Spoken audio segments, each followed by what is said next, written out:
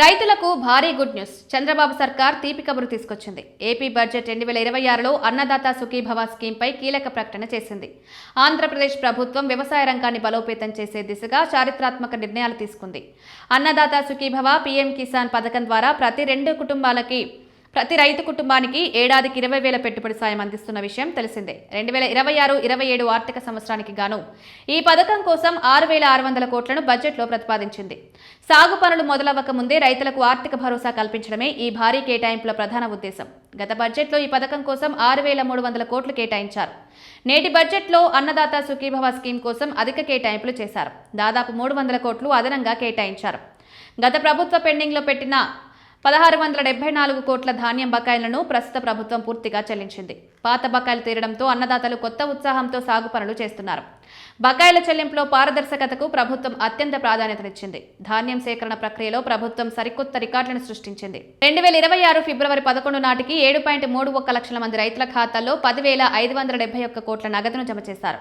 ఇందులో 55% మొత్తాన్ని కేవలం 8 గంటల వ్యవధిలోనే రైతుల ఖాతాలకు బదిలీ చేయడం గమనార్హం. పంట అమ్మిన వెంటనే సొమ్ము అందుతుండడంతో రైతులు సంతోషం వ్యక్తం చేస్తున్నారు. వ్యవసాయాన్ని ఆధునీకరించే క్రమంలో యాంత్రీకరణకు ప్రభుత్వం పెద్దపీట వేస్తోంది. 80% భారీ రాయితీతో రాష్ట్ర వ్యాప్తంగా 1,130 కిసాన్ డ్రోన్ కేంద్రాలను ఏర్పాటు చేస్తున్నారు. డ్రోన్ల వాడకం వల్ల రైతుల శ్రమ, ఖర్చు గణనీయంగా తగ్గుతుంది.